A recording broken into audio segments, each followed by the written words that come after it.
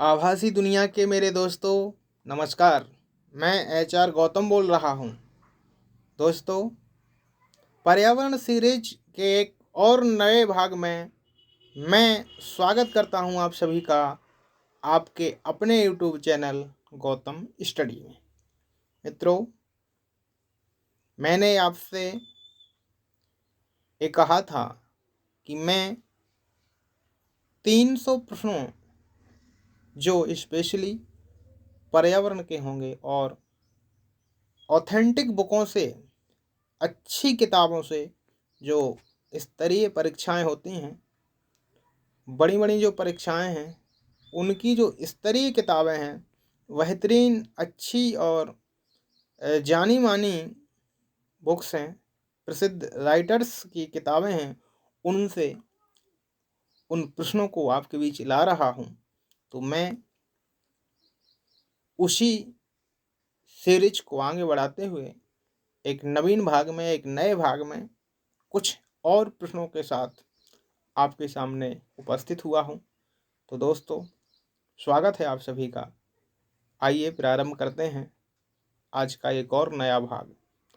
और पहला प्रश्न आपके सामने है। क्या है प्रश्न? आइए उसी पर चर्चा करते हैं, उसी को देखते हैं और बढ़ते हैं आगे अगले क्वेश्चनों के साथ, अगले प्रश्नों के साथ। तो आइए प्यारे दोस्तों, देखते हैं आज का पहला प्रश्न। प्रश्न है, भूस्खलन के संदर्भ में है प्रयोग किया गया शब्द जो कि मूल रूप से गुरुत्वाकर्षण के प्रभाव के तहत भू सामग्री के नीचे की ओर संचलन से संबंधित है, क्या कहलाता है? तो मित्रों, 4 विकल्प आपके सामने हैं। इसमें सही आंसर मेरे प्यारे दोस्तों होगा मास बेस्टिंग। जी हाँ मेरे प्यारे दोस्तों, मास बेस्टिंग इसका सही आंसर होगा। बढ़ते हैं अगले क्वेश्चन की ओर, देख लेते हैं प्यारे मित्रों आज का अगला क्वेश्चन। और क्वेश्चन है, पृथ्वी का अधिकांश जल निम्नलिखित रूप में है। तो आप इसको आसानी से समझ पा रहे होंगे। बिल्कुल आसान सा प्रश्न है, इजी प्रश्न है। और इसका जो सही जवाब होगा मेरे प्यारे दोस्तों, प्यारे साथियों, वो होगा विकल्प ए, महासागर। जी हाँ मेरे प्यारे दोस्तों, सही आंसर होगा ए, महासागर। देख लेते हैं नेक्स्ट क्वेश्चन। नेक्स्ट क्वेश्चन में पूछा है, निम्नलिखित में से कौन सी प्राकृतिक आपदा हर वर्ष भारतीय लोगों पर सबसे अधिक प्रभावित करती है? तो जो भारतीय लोगों को सबसे अधिक प्रभावित करती है वो है मेरे प्यारे दोस्तों बी, बाढ़ जो है वो सबसे अधिक प्रभावित करती है हम भारतीयों को। बी विकल्प इसका सही जवाब होगा। 2007 में जून के महीने में जो है ये प्रश्न आ भी गया है, इसलिए महत्वपूर्ण है। इसको एक बार दोबारा आप इसको वीडियो उस करके देख लें और ध्यान से कंठस्थ कर लें मेरे प्यारे साथियों। नेक्स्ट क्वेश्चन की ओर बढ़ते हैं, देख लेते हैं क्या है। पृथ्वी में जिस बिंदु पर सबसे पहले विदीर्ण होता है उसको क्या कहा जाता है? तो ए विकल्प इसका सही आंसर होगा, हाइपो सेंटर उसको कहा जाता है। तो ए विकल्प इसका जो है सही जवाब होगा। बढ़ते हैं अगले क्वेश्चन की ओर, देखते हैं क्वेश्चन, अचानक आई बाढ़ सामान्य बाढ़ से निम्नलिखित संदर्भ में अलग है, क्यों अलग है?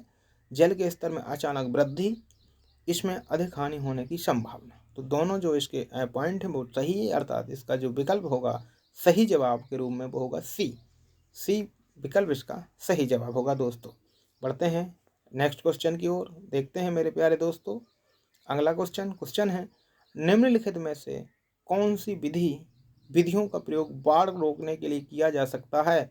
बांध बनाना, घुमावदार धाराएं, सीवेज सिस्टम, डी उपर्युक्त सभी। तो डी इसका सही जवाब होगा, उपर्युक्त सभी कारणों के द्वारा हम बाढ़ को रोक सकते हैं। नेक्स्ट क्वेश्चन मेरे दोस्तों, मेरे प्यारे साथियों है, निम्नलिखित में रिएक्टर पैमाने का उपयोग किसके लिए किया जाता है? ए विकल्प है जान माल की हानि का अनुमान, बी विकल्प उसके ऊपरी केंद्र के आकार का ज्ञात करना, और सी है भूकंप से निर्मुक्त हुई ऊर्जा की मात्रा का अनुमान, और डी है तरंगों की गणना के लिए। तो मेरे प्यारे दोस्तों, इसका सही जवाब होगा सी, भूकंप से निर्मुक्त हुई भूमि की मात्रा का अनुमान लगाना। देख लेते हैं नेक्स्ट क्वेश्चन मेरे प्यारे साथियों। तो है क्वेश्चन, निम्नलिखित में से जल चक्र के 3 मुख्य घटक कौन से हैं? तो प्यारे साथियों, बी विकल्प इसका सही जवाब होगा बाष्पीकरण, संक्षेपण और वर्षा। ये तीनों चक्र हैं जो जल चक्र के 3 मुख्य घटक हैं, वो है बी विकल्प इसका सही जवाब होगा मेरे प्यारे दोस्तों। नेक्स्ट क्वेश्चन है, लगभग एक जैसी प्राकृतिक आपदा लेकिन इसको विभिन्न देशों में विभिन्न नामों से जाना जाता है। इस कथन के संदर्भ में सूची 1 और सूची 2 को हमें मिलाना है, तो इसको हम देखते हैं प्यारे दोस्तों। क्या है? चक्रवात, सामने है भारत। तूफान, सामने है संयुक्त राज्य अमेरिका। टाइफान, चीन। और बिलीबिली, ऑस्ट्रेलिया। तो इसका सही जवाब मेरे दोस्तों होगा ए विकल्प। चक्रवात हम भारत में कहते हैं, तूफान संयुक्त राज्य अमेरिका में कहलाता है, टाइफान चीन में कहा जाता है और बिलीबिली ऑस्ट्रेलिया में कहा जाता है। तो मेरे प्यारे दोस्तों इसका सही जवाब होगा ए विकल्प।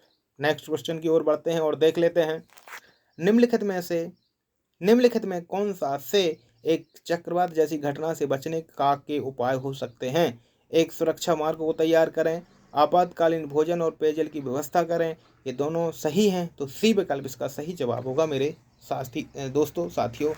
नेक्स्ट क्वेश्चन है, सुनामी लहरें जैसे जैसे समुद्र तट के निकट आती हैं अपनी ऊर्जा क्रमशः खो देती हैं। इसका मुख्य कारण यह है कि सुनामी की लहरों को आगे बढ़ने के लिए कम गहराई का मिलना। सुनामी की जो लहरों को आगे बढ़ने के लिए जो गहराई होती है वो कम होती जाती है, इसलिए उनका जो ऊर्जा होती है वो आगे आगे बढ़ने पर कम होती जाती है। तो इसका सही जवाब मेरे दोस्तों होगा ए।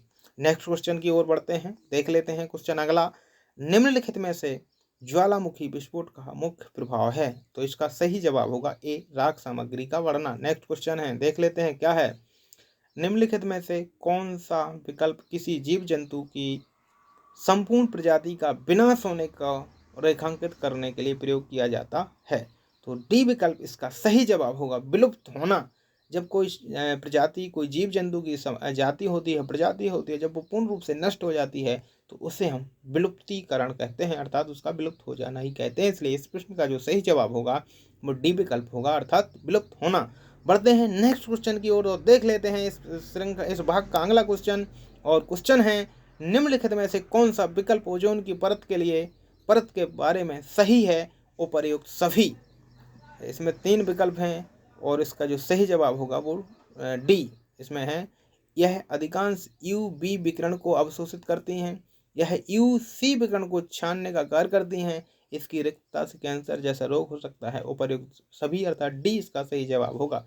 नेक्स्ट क्वेश्चन, निम्नलिखित में से भूतापन का मुख्य कारण कौन सा है? ए विकल्प इसका सही जवाब होगा जीवाश्म ईंधन का जलना। जी हाँ दोस्तों, ए विकल्प सही। नेक्स्ट क्वेश्चन, निम्नलिखित में से कौन सी हरित गृह गैस नहीं है मेरे साथियों? तो बी विकल्प इसका सही जवाब होगा हाइड्रोजन। अगला क्वेश्चन रहा आपके मोबाइल स्क्रीन पर, ज्वालामुखी विस्फोट जलवायु को प्रभावित कर सकते हैं क्योंकि बी विकल्प इसका सही जवाब होगा ज्वालामुखी धूल और गैस वायुमंडल की ऊपरी परतों को आच्छादित कर सौर विकिरण को अवशोषित करने का कार्य करती हैं। बी विकल्प इसका सही जवाब है मेरे प्यारे दोस्तों। नेक्स्ट क्वेश्चन है आपके सामने, समुद्री जल का स्तर मुख्य रूप से निम्नलिखित कारण से बढ़ता है। इसका सही जवाब होगा मेरे दोस्तों हिमनदों के पिघलने से। अगले क्वेश्चन को देख लेते हैं, क्या है अगला क्वेश्चन? तो है क्योटो प्रोटोकॉल का मुख्य उद्देश्य है। इसके विकल्प हैं, ये विकल्प में बताया गया है, हरित गृह गैसों का उत्सर्जन करने वाले मुख्य सभी देशों से समान रूप से इनका उत्सर्जन कम करने के लिए दबाव डालना। बी है परमाणु ऊर्जा के उत्पादन में आवश्यक वृद्धि। सी है हरित गैसों का समग्र उत्सर्जन वृद्धि करना। और सही जवाब होगा डी, वर्ष 1990 के स्तर की तुलना में 6 हरित गृह गैसों का उत्सर्जन कम करना। जी हाँ दोस्तों, डी विकल्प इसका सही जवाब होगा। नेक्स्ट क्वेश्चन मेरे प्यारे दोस्तों, निम्नलिखित में से उन क्षेत्रों से किस गैस का उत्सर्जन होता है जहां पर धान की खेती की जाती है? इसका सही जवाब होगा मेरे प्यारे दोस्तों ए, मीथेन। नेक्स्ट क्वेश्चन है, निम्नलिखित में से एल नीलो और लाल नीना किस घटनाओं के लिए उत्तरदायी हैं। तो मेरे प्यारे दोस्तों, ए और बी दोनों सही हैं, तो इसका सही जवाब होगा सी। नेक्स्ट क्वेश्चन है मेरे दोस्तों, हरित गृह प्रभाव में भूतापन पृथ्वी की सतह के अलावा निम्नलिखित में से किसको प्रभावित करता है? तो इसका सही जवाब होगा मेरे दोस्तों क्षोभ मंडल को। अगला क्वेश्चन दोस्तों ये रहा, और क्वेश्चन है ज्वारीय ऊर्जा को संभावी अक्षय ऊर्जा के रूप में देखा जा सकता है। सी विकल्प इसका सही जवाब है सूर्य और चंद्रमा के गुरुत्वाकर्षण खिंचाव को। तो दोस्तों सी विकल्प इसका सही जवाब है। बढ़ते हैं अगले क्वेश्चन की ओर और देख लेते हैं अगला क्वेश्चन। जैव विविधता को इस रूप में वर्णित किया गया है। तो सही जवाब है मेरे प्यारे दोस्तों वातावरण विभिन्न प्रजातियों की श्रेणियां। जी हाँ दोस्तों, ये विकल्प सही जवाब होगा। बढ़ते हैं आज के इस भाग के अंतिम प्रश्न की ओर और प्रश्न को हम देखते हैं। प्रश्न में पूछा गया है मेरे प्यारे साथियों, मेरे प्यारे दोस्तों, कोई जीव किसी विशेष स्थान पर जीवित रहने के लिए कितना उपयुक्त है को क्या कहा जाता है? तो मेरे प्यारे मित्रों दोस्तों, इसे कहा जाता है अनुकूलन। बी विकल्प इसका सही जवाब होगा। तो मित्रों ये रहा हमारा आज का प्रश्नों का संग्रह। तो कैसा लगा? कुछ लाभ हुआ, समय खराब हुआ, मोबाइल का डाटा व्यर्थ में खर्च आपने कर डाला, ज़रूर बताना। और इन्हीं सब प्रश्नों के संग्रह के साथ आपसे अलविदा कहते हैं, और इस वादे के साथ कि जल्द ही नए भाग में नए वीडियो में आपसे मुलाकात होगी। तब तक के लिए नमस्कार।